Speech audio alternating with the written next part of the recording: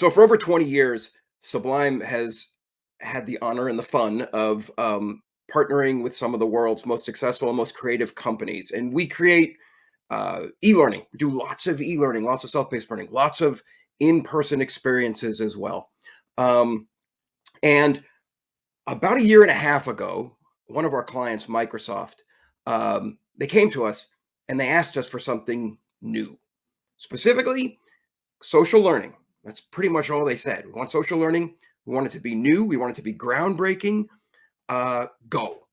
And designing it made us re-examine some of our assumptions about community, about connection, and about social learning. So that's why we're here today. We want to share some of what we learned going through that, in the hope that it inspires you to explore the potential of social learning. So today it's a story that I'm going to tell in three parts. The first part is a sort of language we created to talk about all the ways that social learning shows up. Part two, I'm going to tell you about that project we did for Microsoft. It's called Aspire Pi. And it answers the question, what if we just got rid of instructors and facilitators and teachers? And then part three, we call that nudging left. And that's going to make more sense when we get there. So we'll figure that out as we get there together. And I'm going to ask for your opinion. So keep your chat window open because I'm going to ask you a few times to kind of participate with me.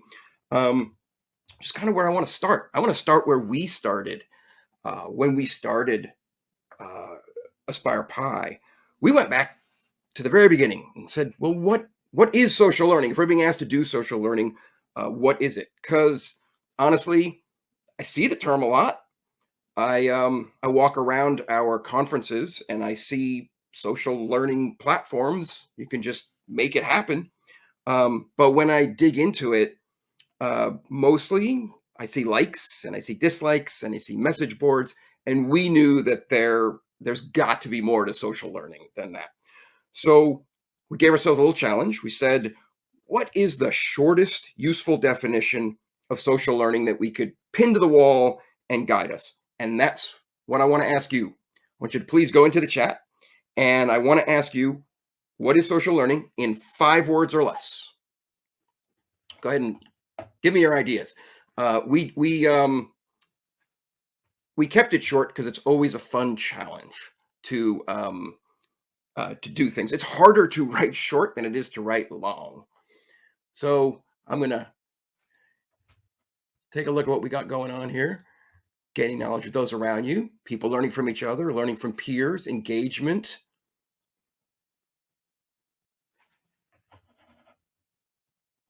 Good. Collaborations, discussions. Got a couple of discussions. Shared language. Really? Oh, that's an interesting one. Group work, collaborative. Great. Yeah, these are all good. They're very close to kind of what we came up with. Learning from others' mistakes and success. Yes. So I'm going to share the definition that we came up with, which we got down to 3 words. And it was inspired by a quote from David Dunning. And our definition was insight through people. And it comes from this quote from David Dunning. Insight through people reminded us of all the potential that we as people bring to our learning experiences. And that we use the word insight because it was more than just learning things. It was discovering things about yourself, realization, change, growth. And it reminded us of those experiences that people walk away from and they remember that it is something that changes you for good. It most certainly has to do with people.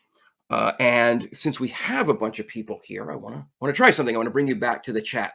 What I'd love to know is a little bit about who you are. So in the chat, I want you to post your Ask Me About. So, what is an Ask Me About?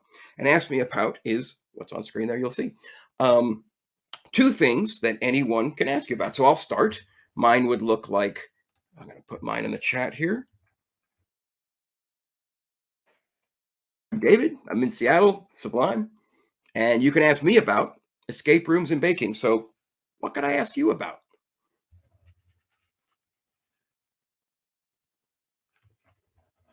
I'll pause just everybody to introduce themselves. Kind of hard to choose that's just two things. Again, limiting yourself to just two things.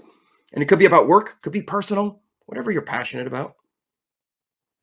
We got books and skiing, homeschooling, travel, sports, contra dancing, making ice cream, one of my favorite things, social learning networks, hiking, camping. We get the hiking and the camping people together here.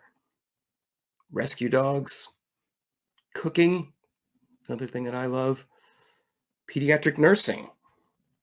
This is awesome. Um, this is great. I can barely keep up with what's going with what's in the chat.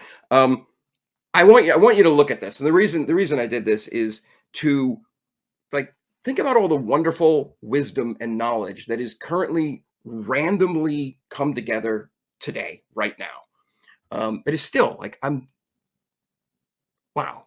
There's amazing stuff. Then I could stop right now and turn this over to any one of you, and we could spend an hour on these Ask Me Abouts. And we always wanted to keep that in mind. The amazing potential that the people around us bring, even like now, just randomly. And when you imagine what that potential is of the people around you in a workplace, the people who are deliberately together, that we never want to forget about the potential that people bring to every single learning experience, and we want to bring it out in our social learning experiences. So we kept that really close to our hearts as we asked ourselves, what is social learning? How does it show up? Because it shows up in lots and lots of different ways. Like there's a continuum of social learning, and on one side, there on the right, we have orchestrated experiences.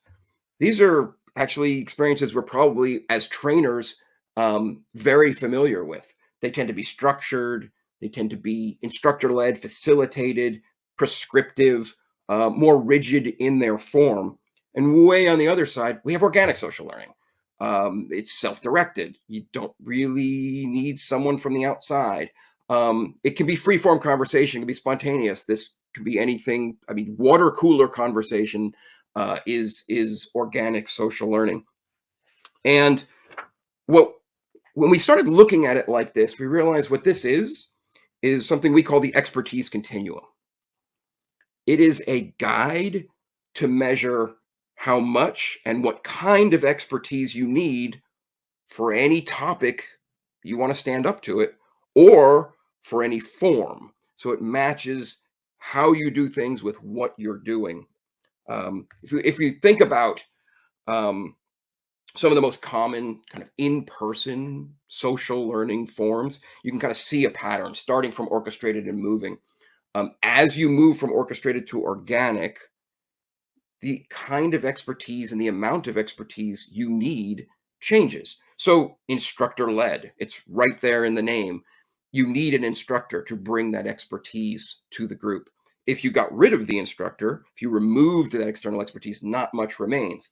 But keep moving towards organic, and you can see that the expertise needs change. You need less and less expertise, and certainly less expertise from outside the group as you move more and more organically.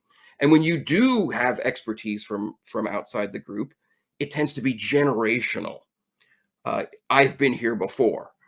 Even if you go all the way like a support group, right? It's I've been through this. Let me help you through it. Um, so this expertise continuum became a tool for us. If you just add some numbers, we started to use this as a scale. This became our language to talk and design our social learning. And so let me show you how we use it. I'm going to have you use it. And here's what we're going to do. We're going to put up a poll. Karen, we're going to put up this poll. And I'm going to ask you, I'm going to give you a topic. And I'm just going to ask you what you think, where on this continuum, where that topic falls. The topic I'm going to give you is productivity. If you wanted to teach, engage in, present productivity at work, would it be a 1, a 2, a 9, or a 10? How much external expertise might you need to teach on that topic? So I see the poll is up.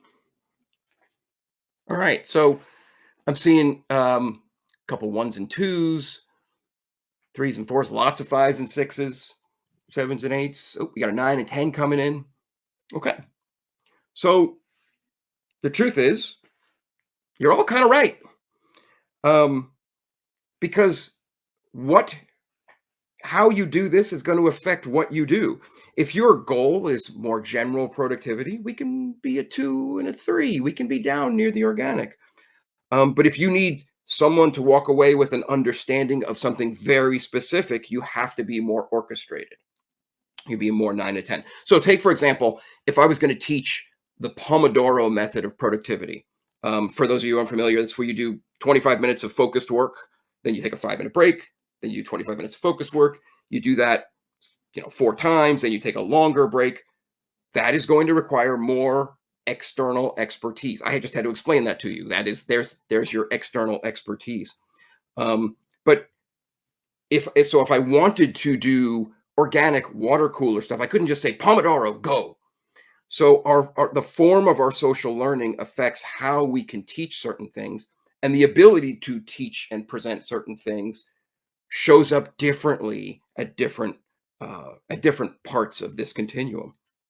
Now, given that, you might be wondering, is one better than the other? Is there like an ideal number to be at? And the answer's kind of, sort of. There is most definitely a purpose and a use for all points on this. We at Sublime have created social learning at all points on this continuum. We do know something about the organic. The more left you go, the more sticky it is. The more left you go, you get to the kind of social learning that it's just in us as people. It's baked into our DNA. My brother is a primatologist, and he assures me that as primates, it's how we naturally learn. There is something a little more magic about that organic side. And if you remember our the definition I gave you, this insight through people, the more left you go, the more insight shows up. And it's where community is built, it's where growth happens, it's where connection happens. And then I say that, and I get another question. And the question I get is, so why does that matter? Now, you all are voluntarily spending your time at a social learning conference. So I think you kind of already know why it matters. But there's a whole lot of people, well, frankly, there's a whole lot of people in training that don't seem to get it. As trainers, we are tasked with training skills a lot, right? That's such a large part of our job, is just get people the facts they need to do their job, give people the skills they need. And that is super important. I'm not devaluing that at all. But I wonder sometimes, if we ask enough, what are we building those skills on? What's the foundation that those skills get built on? Because it's not simply knowledge that makes companies successful or people successful. It's the relationships, it's the commitment to growth, the connection, especially now, right? Especially in a time when we're not all always in the same space. A few years ago, we would be in a physical space all doing this. I'd be on a stage or at a table. But we don't have all those spaces for growth and community that we used to have. So this stuff really does matter, even if it's not as easy to see as they need these skills. And think about the in-person experiences you've been through, the classroom training. My bet is, because this is my experience, and from what I've seen at many companies, they're way closer to nines and tens than they are to ones and twos. Even if we know that the left side of that continuum is sort of sticky and magic, it's a lot easier to teach than to step back. So that's why I tell people, um, nudge left. That's what I mean by nudge left. Take every 10 and turn it to a 9. Take every 9 and turn it to an 8. Every bit of insight you get in those nudges is worth it. Find ways to nudge left. So what does it look like? What does nudging left look like? And to answer that, I'm going to tell you the story of Aspire Pi, where we vaulted left. We just slingshotted ourselves left because we aimed right for organic. So let me tell you their story. Aspire is Microsoft's college hire program. So Microsoft recruits engineers, marketers, other roles directly from college campuses. So these are people who are not just starting a job at Microsoft, but they're starting their career at Microsoft. And some of them, this is their first real kind of career focused job. Some of them, it's their first actual job. So it's a super important program. They see these people and this group of people as their future leaders. And it's a 2-year program. They offer incredible events and resources. They do concerts and conferences and learning programs and all sorts of stuff. You can imagine that over the past few years, that's been very difficult to do. They could no longer bring everybody to campus and get everyone together or get everyone in auditoriums. And even when they did, there was something missing. They recognized that that what was missing was a time to reflect and talk, connect, compare notes, get to know each other, find meaning in all the stuff going on, share people's mistakes. Someone put that in the chat earlier. And so again, especially true was coming out of COVID, and everybody's working remotely. And so now you've got your first job out of college, you're in your career, you don't even know what it is to be an employee. And you're doing it out of your office or your bedroom or a coffee shop. And so that's where they came to us and they said, we know we need social learning. And that's how we knew we needed to be all the way to the left. We need that connection, but we didn't know what it looked like. And for us, it was insight through people. It kind of came through. So what I want to do is actually, I want to play you, Karen. I want to cue up that video. I'm going to play you the commercial we made. We made a marketing campaign around Aspire Pi, and it's a 30-second commercial, and we'll play this video for you. So Karen, if you can play that. To make a pie, you'll need 6 to 10 perfect strangers. Fold in unique ideas, talents, and perspective. Add in one hearty topic and a metric ton of energy. Set to blend. Let it run about an hour. And voila! What do you get? Aspire Pi. Aspire Pi is the place to connect, learn, and grow. For aspirers, by aspirers. This isn't a classroom. There are no lectures. Aspire Pi brings aspirers together to share and learn from each other's stories, successes, and challenges. Each week, you will explore topics important to your career, your role, your life, and your experience at Microsoft. No 2 pies will ever be the same, because this is about you. Sign up soon, before the pie gets cold. So that was part of a marketing campaign we did. We also had some people who, as we got people through the program, we had them record little snippets we put into commercials. You could see we put a little sense of humor on it. We launched it on 3/14, March 14th, which is Pi Day. So we had some fun with it, which was fun. So what Aspire Pi is, it's a voluntary 6-week cohort program. It's made for aspirers done by aspirers, and aspirers is what the people in the program are called. It's called Aspire. They are aspirers. So, like the commercial said, 6 to 10 people. They meet for an hour a week, and they do one meeting a week. So it's a 6-week program. They're signing up for 6 hours, and the important part is no facilitators, no instructors. Aspire itself is not setting up these meetings. The participants fully own and run the program. And I mean that. We did a lot of work in setting it up and giving them stuff, but they are the ones who run it. And I'll tell you how that happens. So there's 3 offerings. It's like 3 tracks. There's Life Hack Pi, Balancing Pi, and Next Play Pi. And we're developing some others as we go, as we're expanding the program.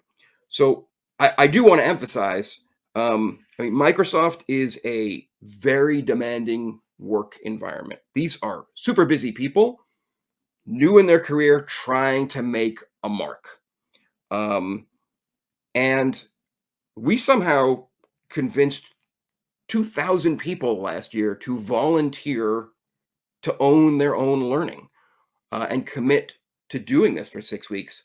And some of them actually went longer than that. We got them to voluntarily get together, be vulnerable, share their experiences, their successes, their challenges, their mistakes. They made connections that'll probably last their entire career.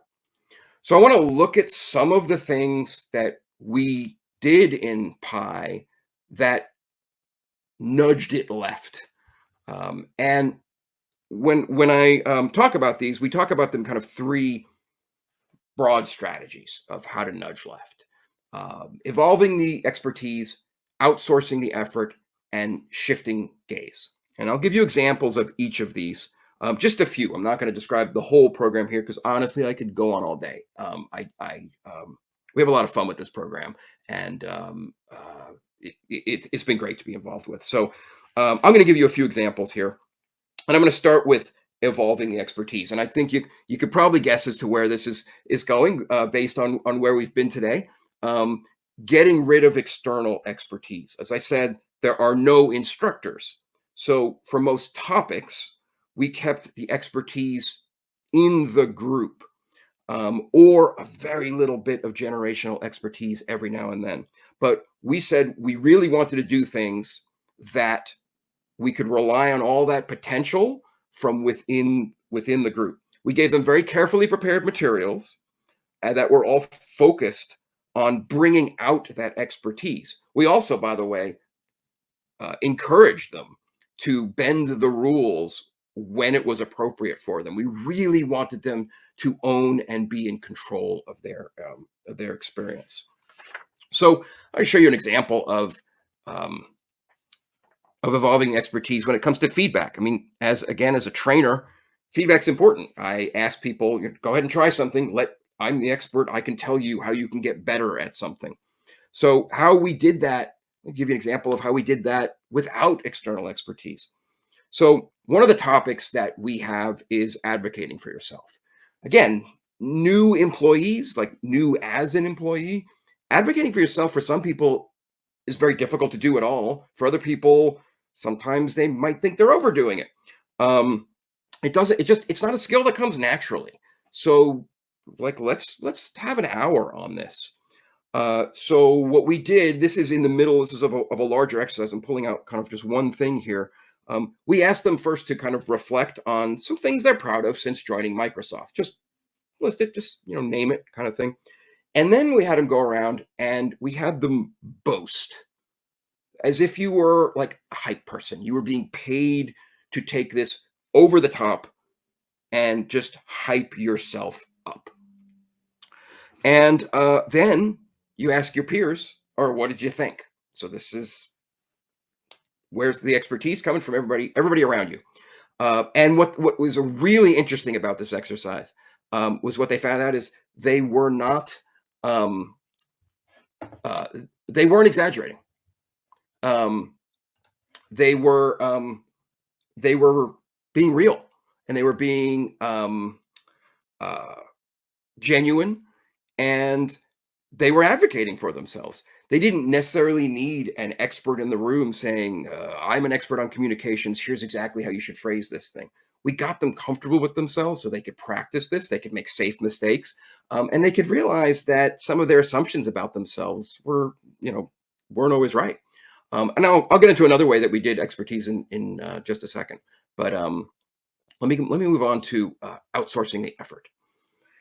So outsourcing the effort did a ton of heavy lifting for Aspire Pi. And by outsourcing the effort, I mean, again, as trainers, when we're running an in-person session, we're used to doing the work. I will schedule the session. I will share my screen. I will lecture. I will do all the things that I'm doing right now. Outsourcing the effort means, how do we get participants to do it? So how do we had to come up with answers to that question. How do we get this thing to run if everybody's owning it themselves? Our inspiration actually came from perhaps a strange source, which is Dungeons and Dragons. If you've played Dungeons and Dragons, give me a shout out in the chat. If you haven't played Dungeons and Dragons, maybe you've seen Stranger Things. It is in there. Dungeons and Dragons is a role-playing game where people sit around a table, or you can do it virtually, and everybody takes on a character. So I'm a healer. Okay, good. We got some D&D. Got a paladin in the audience. I'm a healer, and you're a fighter, and that one's a leader or whatever. There are all these different roles, and we all get together, and we all have our different skills, and we go and we slay orcs, and we find treasure. And so we thought, wow, there's something about that. Because what's actually happening around a Dungeons and Dragons table is people are coming together and creating a shared story. There's a guide to Dungeons and Dragons, but you come together and really you have control of where the story goes. So we got rid of the orcs and we kept the characters. So we created characters that we gave to participants. So here's one. This is a character sheet for what we called the host, and the host is doing what I'm doing right now. They share their screen. They go get the materials. They may lead the conversation. And then we had these other optional tasks, so little stretch tasks if you want to do. And we created several roles, so everybody had one. We had the host. We had the conductor who was actually scheduled the meetings. We also know that we like to have fun at meetings, so why don't we do that? Let's have a role that's its job is to share memes, bonus points for cat memes. We had a couple of these. We had a vibes checker. We had somebody who was watching the time. We had somebody who was looking for participation, like notice who's quiet and who is. Can you get them? Maybe encourage them to participate. So all the work that a facilitator was doing, we got our participants doing. On top of that, for each of the roles, we made a virtual screen background because this is all happening on Teams. This is all done virtually because nobody was in person. So we made virtual teams. So you had a cat behind you and all that kind of stuff. So to share those backgrounds, what do you got to do? You got to turn your camera on. So everybody had their camera on without even being asked to turn their camera on. They had their camera on and looking at each other. And so they're all sharing the effort. They're all their own experts, and they're all looking at each other, which brings me to my last big strategy of how to nudge left, which is shifting the gaze. So the examples I gave you so far do that, and you can see that it's not just doing one thing at a time; it's doing all three of these at once. But shifting the gaze, I'll give you a shorthand for what I mean by shifting the gaze. Do less of this and do more of this. Get the focus on each other. When I did the Ask Me Abouts, you were all looking at each other, not me, even if we weren't physically looking at each other. Physically is important too, by the way. Rows of desks in classrooms, right? Think about that versus a round table. I think it's pretty obvious which one you're going to get a better conversation out of. The physical focus is important, but the mental focus is also important. So all these folks knew that I'm doing a small part of the meeting, you're doing a small part of the meeting. We're relying on each other, and not a facilitator. And you can do it with content as well. So remember the productivity I asked you. We did productivity in Aspire Pi, and now Aspire Pi was on purpose a 1 or a 2. So we're not in there teaching the Pomodoro method. We're not in there teaching a specific book on productivity. We wanted them to engage on the idea of productivity. So we had them build a we called it Pi Feed. It's inspired by those BuzzFeed articles. 10 productivity tips this Pi says you can't live without. Now what this gets you is you cannot guarantee that every single group that's meeting is going to come up with the same 10 productivity tips, and that's okay. That was okay for us. We had to let go of some of those more traditional outcomes because it was far more important for us to have them talking and engaging on productivity, bringing that expertise out, and all together, all of these nudges together made these sessions insightful. I mean, it's really the word I would use.